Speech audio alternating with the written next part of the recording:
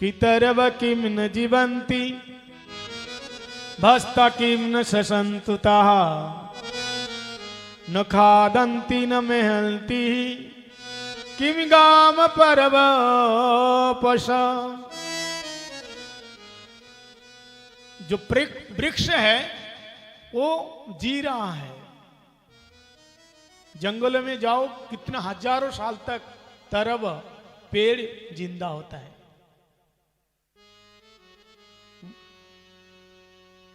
बोले महाराज पेड़ और हम एक कैसा हो सकता है? हम तो श्वास लेते हैं। तो लोहार की जो धोकनी होती है ना, बोलो राधे राधे, लोहार के पास जो धोकनी होती है वो भी तो श्वास ले रही है, जिससे हवा करते हैं। तो हम भी श्वास ले रहे हैं, तो क्या अंतर हो गया? नहीं महाराज, हम तो खाते पीते भी हैं, धोकनी थोड़ी ना खाते हैं, हमारे भी बच्चे भी तो हैं। तो क्या न खादंती न मेहती किम ग्राम प्रसव परे।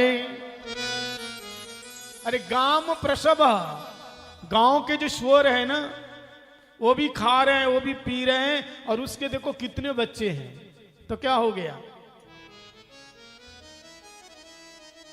सुअर देखो एक साथ कितने सारे बच्चों को जन्म देती है सुअरी।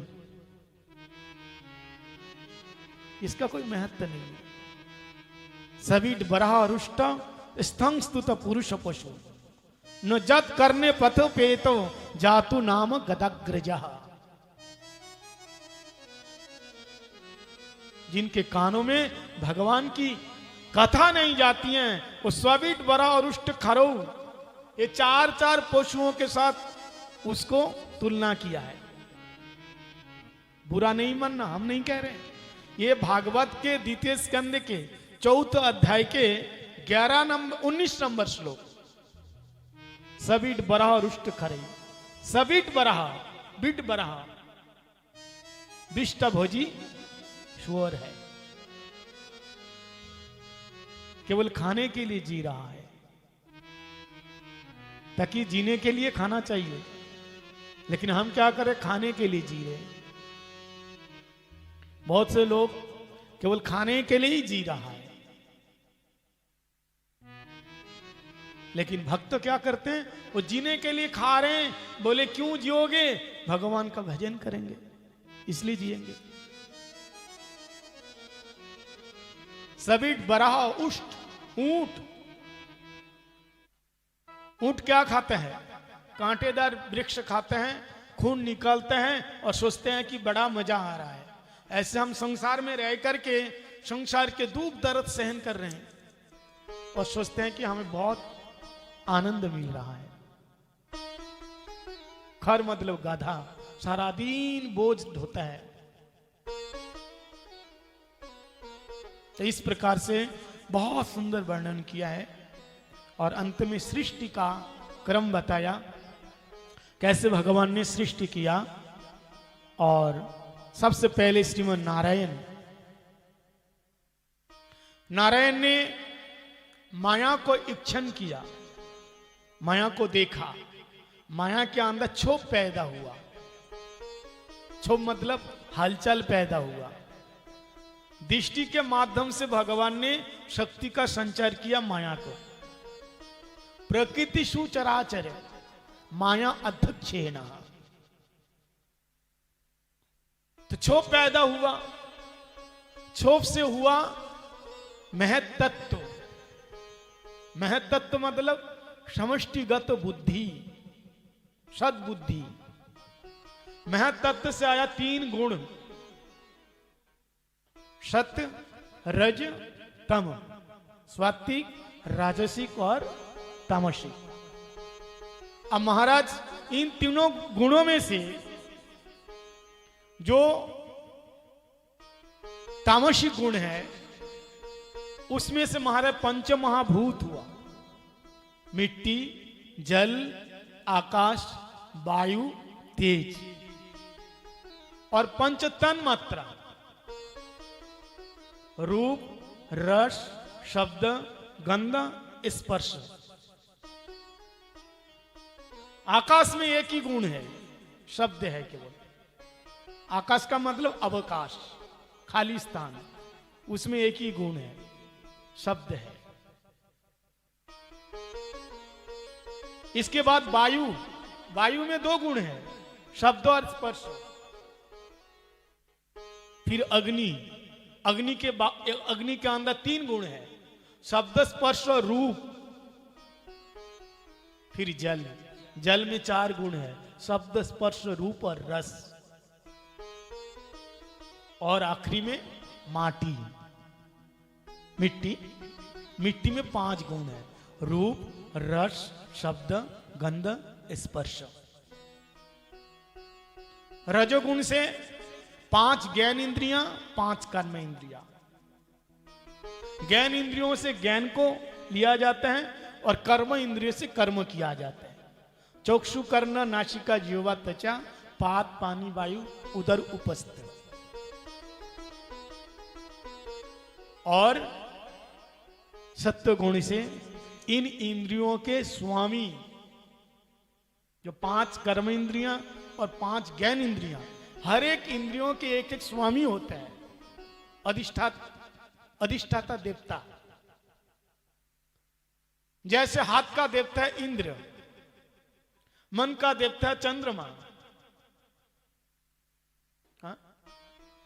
तो ऐसे ही एक एक आंख, जो आंख है, आंख के देवता है सूर्य। रसना इंद्रियों के देवता है वरुण देव। मलमूत्र के देवता है यम। तो ऐसे ही सत्व गुण से इन देवताओं का ही सृजन हुआ। इस प्रकार भगवान श्रीमन नारायण सृष्टि किया, लेकिन सृष्टि ठीक से विकास नहीं हो रहा था। तब भगवान अपने नाभि से, भगवान के नाभि से एक बहुत सुंदर कमल खिला और उन कमल के बीच में से एक बहुत सुंदर पुरुष प्रकट हुआ। पुरुष जैसे प्रकट हुआ, पुरुष प्रकट हुआ तो पुरुष ने देखा कि मैं कौन हूं, कहां से आया हूं। बड़े ध्यान से सुनना। तो अपने आप को जानने के लिए सबसे पहले प्रश्न यह हुआ, क्वा हम, का में जननी, को में तात, इति परिभावय। पहले अपने आप को पूछो मैं कौन हूं। बोलो राधे राधे। के आमी केने मोरे जारे तापत्र।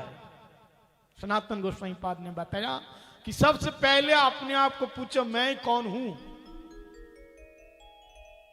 अगर आपसे पूछा जाए कि आप कौन है, तो आप अपने आधार कार्ड दिखाओगे, आईडी बताओगे कि मैं ये फलाना व्यक्ति हूं, मेरा जन्म यहाँ हुआ है, मैं यहाँ तक पढ़ा लिखा हूं, ये हूं वो हूं, ये सब बताओगे। लेकिन ये तो आपका शरीर का ही तो एड्रेस बताया, आप तो शरीर नहीं हो ना। एक बार रामकृष्ण परमहंस देव के पास एक बहुत बड़ा धनाढ्य व्यक्ति आया, पैसा वाला अमीर आदमी, और परमहंस देव से कहा कि महाराज मैंने सुना कि आप माता जी से बात करते हैं, काली मैया से आपकी बातचीत होती है, आपको दर्शन दिए हैं। तो पैसा का बड़ा घमंड था, घमंडी व्यक्ति। तो परमहंस देव ने कहा, तो बोले अब की बार तुम्हारी काली माता जी आ जाएं तो हमारे पास भेज देना, हम भी बातचीत करना चाहते हैं। तो परमहंस देव ने कहा ठीक है, तुम अपना एड्रेस तो बताओ, कहाँ रहते हो, कौन से मोहल्ले में, कौन सी गली में, कौन से ब्लॉक में रहे तो बताओ। वो जहां रहता था उसी जगह का नाम बताया। बोले महाराज ये तो स्थान का नाम बताएं। बोले उसके बगल में जो गली है उसी गली में। बोले तो गली का नाम बताया। आपने दुकान का एड्रेस बताया। बोले दुकान का एड्रेस बताया। घर का एड्रेस बताया, बोले तो अपना घर का एड्रेस हुआ, तुम्हारा एड्रेस क्या है, तुम्हारा पता बताओ, तुम्हारा पता क्या है। ये तो घर का पता बताया, दुकान का पता बताया। बोले नहीं, उस दुकान में या घर में ये मैं रहता हूं। बोलिए तो तुम्हारा शरीर का पता बताया, शरीर रहते हैं, लेकिन तुम कहां रहते हो, शरीर का पता बताया। तो उस आदमी परेशान हो गया और कहा, भगवान, हे भगवान, आज तक हमें पता नहीं था कि हमारा पता क्या है, आज हमें पता चला कि हमारा पता हमें पता नहीं है। बोलो राधे राधे। आज तक हमें पता नहीं था कि हमारा पता क्या है, आज हमें पता चला कि हमारा पता हमें पता नहीं है। आज तक हमें पता नहीं चला कि हमारा पता क्या है, लेकिन आज पता चला कि हमारा पता हमें पता नहीं है। यानी कितना भी कोशिश करो अपना पता बता नहीं पाओगे। तो अपना पता क्या है? कि जद गत्तया निबद्धन्ते तद्धाम परम मम। एक बार जहां जाने के बाद दोबारा लौट के नहीं आना होते हैं, वही है हमारा पता। भगवान का धाम वृंदावन धाम है, हमारा असली पता है।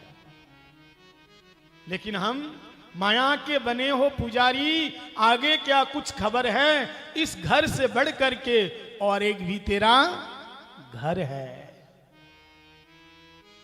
यहां कोई नहीं परमानेंट। ये घर ऐसा है भैया जैसे रेस्टोरेंट, यहां कोई नहीं परमानेंट।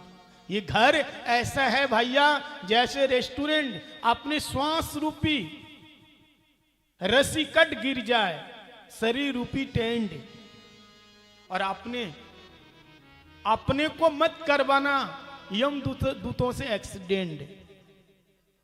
यहां कोई नहीं परमानेंट। बोलो राधे राधे।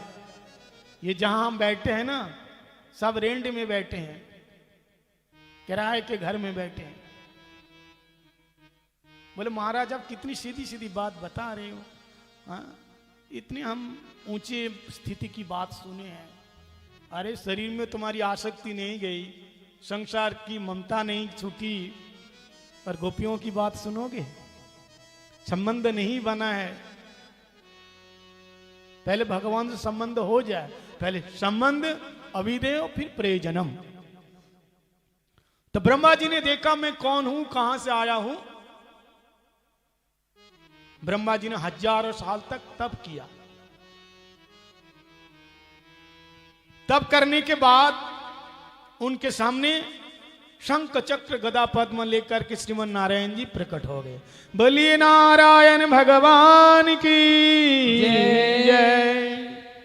और नारायण जी ने उन्हें बहुत सुंदर ज्ञान दिया कि ज्ञानम परम गुह्यम में यद विज्ञान समन्वितम सरहस्यम तदगं च गृहान गदितम मया।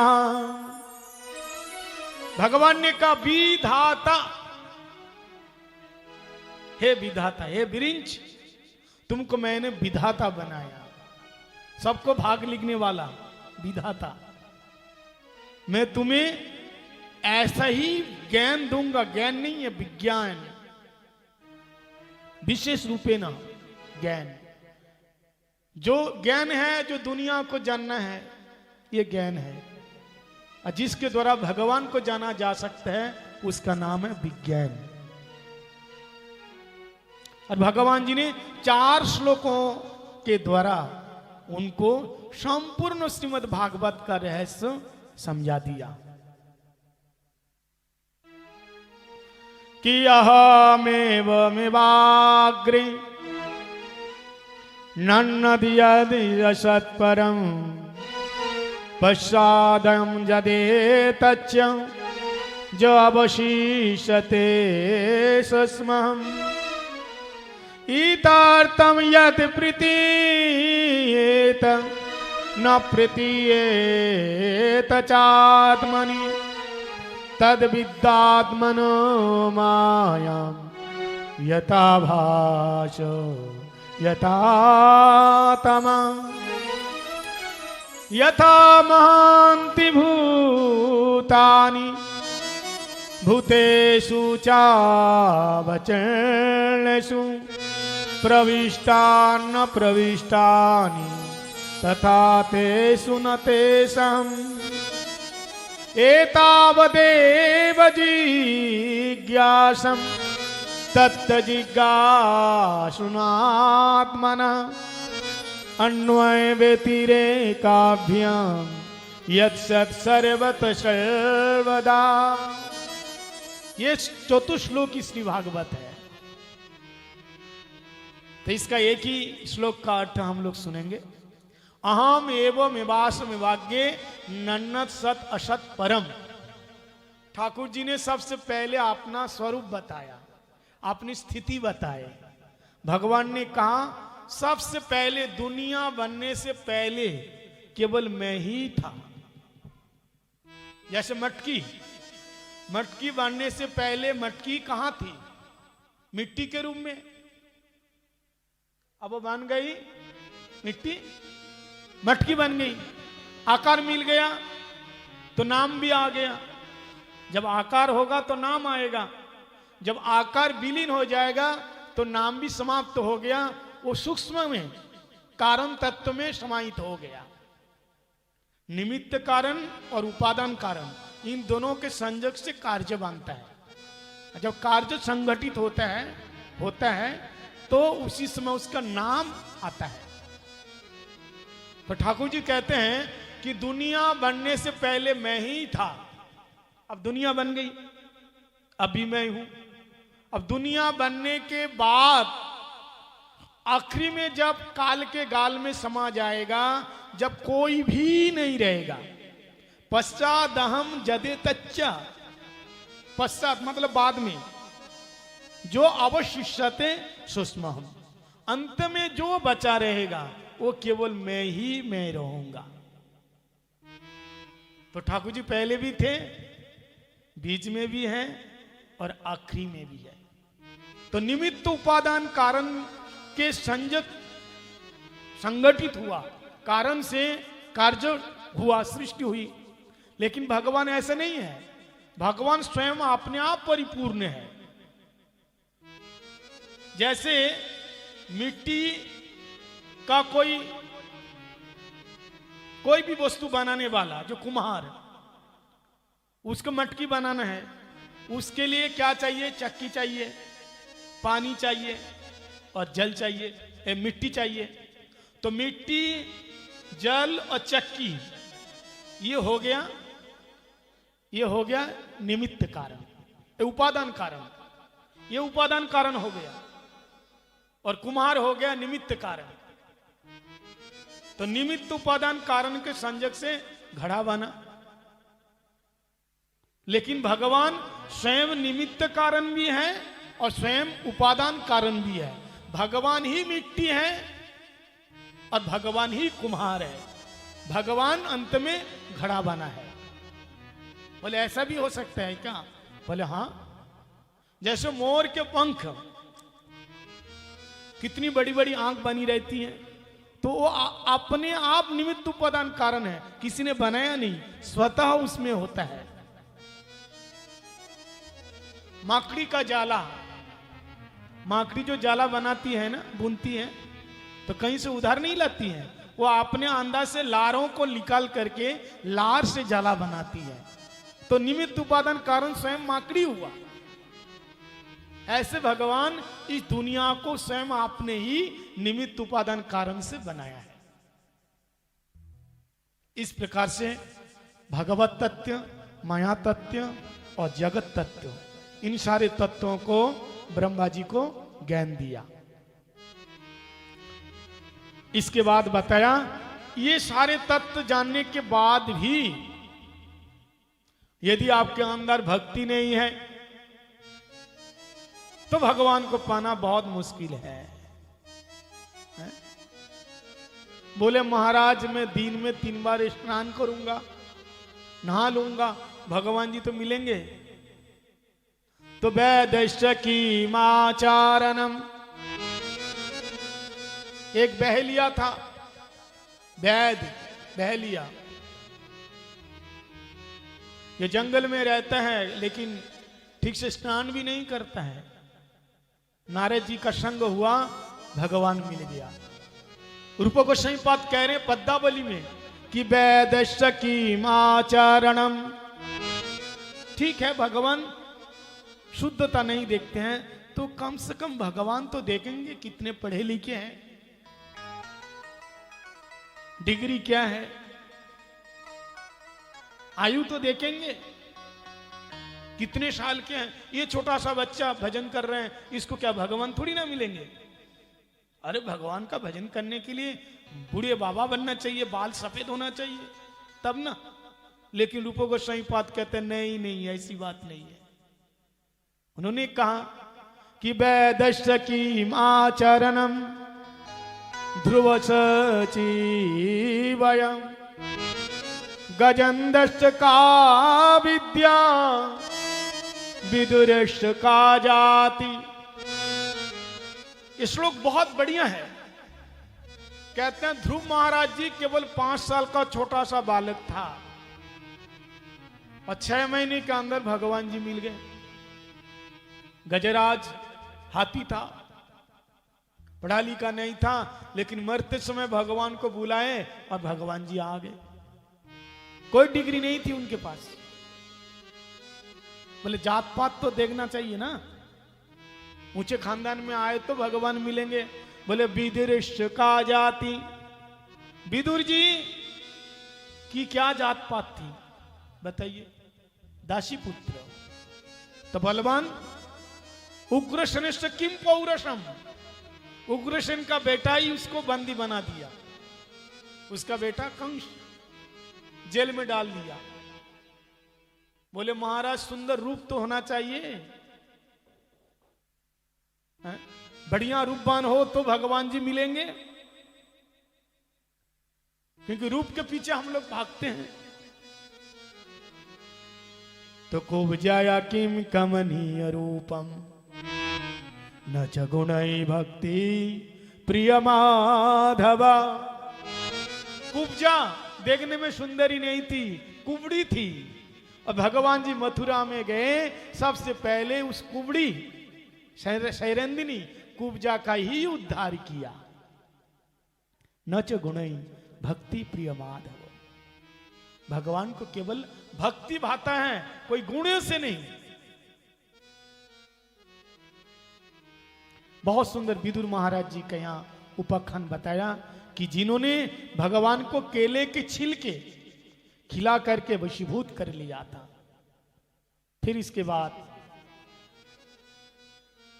सृष्टि को बढ़ाने के लिए भगवान जी ब्रह्मा जी को कहा, तो उनके शरीर में से 2 प्रकाश निकले और उन प्रकाश में से एक मनु महाराज और एक शतरूपा देवी निकले। दोनों का ब्याह हुआ और मनु शतरूपा के द्वारा 3 पुत्रियों का और 2 पुत्रों का जन्म हुआ। 3 पुत्रियों का नाम आकुति, देवहूति और प्रसूति, और 2 पुत्र का नाम है प्रियव्रत और उत्तानपाद। तो श्रीमद् भागवत के 3 स्कंद में देवहूति का प्रसंग है। देवहूति का विवाह हुआ कर्दम ऋषि के साथ। देखो राजकन्या है, लेकिन ब्याह किसके साथ हुआ? किसी बाबा जी के साथ। अगर किसी अच्छी पढ़ी लिखी लड़की हो, डिग्री है पास में, देखने में सुंदरी है, और उसके माता पिता ऐसा वर चुना जो बाबा जी है, क्या वो शादी करेगी? लेकिन देवहूति, इनका नाम देवहूति है, इनका रूप इतना सुंदर था कि एक बार ये बचपन में छत पे खेल रही थी, तो ऊपर से चित्ररथ नाम के एक देवता गंधर्व जा रहे थे। इनके रूप को देख करके, ये ऐसी देवी थी, अपने रूप रूपी अग्नि में उन देवता को भी आहुति दे दिया, इसलिए नाम पड़ गया देवहूति। ऊपर से वो चित्ररथ देख करके धड़ाम से नीचे गिर गए, इतना सुंदर रूपवान ये थी, इसलिए देवहूति। और आज देवहूति का विवाह हुआ कर्दम ऋषि के साथ। रहने के लिए घर नहीं है महाराज, खाने के लिए कुछ भी नहीं है, जंगल में रहते हैं बाबा। लेकिन विवाह क्यों किया बाबा जी ने, बताइए? जब घर छोड़ करके जंगल गए तो फिर शादी करने की नौबत क्यों आई? बोलो राधे राधे। बोले भगवान की इच्छा थी, भगवान ने कहा कि मेरी इच्छा है कि तुम विवाह करो। तो महात्मा जी ने कहा महाराज मैं घर छोड़ करके आया भजन करने के लिए, और आप मेरे को ब्याह करने के लिए बता रहे हो? बोले हाँ, तुम विवाह करोगे तुम्हारे द्वारा संसार का कल्याण होगा। तो ये बाबा जी ने कहा महाराज हम शादी तब करेंगे यदि आप मेरे पुत्र बन करके आओगे। बोलो राधे राधे। ब्याह तो तब करेंगे यदि हमारे घर में आप बेटा बन करके आओगे तो ब्याह करेंगे। ठाकुर जी फंस गए। भगवान जी ने कहा ठीक है मैं बेटा बन करके आऊंगा। अब महाराज ऐसे ब्याह करने में क्या हर्ज है बताइए? जब बेटा ही बन करके भगवान जी आ रहे हैं घर में, तो ऐसी शादी करने में कोई नुकसान नहीं है। और इनके यहां पे साक्षात श्रीमन नारायण कपिल देव के रूप में आए। बोलिए कपिल देव भगवान की जय। कपिल देव भगवान ने जन्म लिया। यहां भगवान आए और पिताजी घर छोड़ करके जंगल जा रहे। करदम जी ने वचन लिया था कि आप जब आओगे तो घर नहीं रहूंगा, हमारा ग्रस्त धर्म खत्म करके हम वन में जाएंगे भजन के लिए। लेकिन ठाकुर जी ने भी अपनी बुद्धि लगाई। बोले बेटा मेरे को जाने से पहले मैं और भी काम करूंगा। मेरे को जाने के पहले उसके एक नहीं दो नहीं 9 पुत्रियों का जन्म हो गया, लेकिन बेटा ही नहीं होता। बेटा के चक्कर में 9 बेटियों का जन्म दे दिया। ठाकुर जी तो आए ही नहीं। अंत में भगवान जी आए और घर छोड़ के जा रहे हैं। और आज बहुत सुंदर माता देवहूति, बड़े ध्यान से सुनना, क्योंकि ये यहां जो भक्ति है यहां वात्सल्य भाव कम है, भगवान के प्रति ऐश्वर्य बुद्धि। ये बेटा को भगवान मानता है। कौन? देवहूति। एक बहुत सुंदर आसन दिया और ठाकुर जी के सामने हाथ जोड़ करके बैठ गई और कहती हैं बेटा मेरा एक प्रश्न है। क्या प्रश्न है मैया? कि मैं अपने पिताजी के घर में बहुत सुख भोगा, तब भी मन में शांति नहीं आई, इंद्रियों की जो इच्छा पूरी नहीं हुई, और पतिदेव के यहां दुख देखा खूब, फिर भी ऐसी परिस्थिति में भी मन की इच्छा पूरी नहीं हुई। तो बेटा ये बताओ कि मन की इच्छा पूरी कब होगी? मन में खुशियां हमेशा कब रहेगी? शांति कब मिलेगी? तब कपिल देव भगवान ने कहा मैया आप ऐसा करो, मेरा जो भक्त है उसका संग करो, साधुओं का संग करो।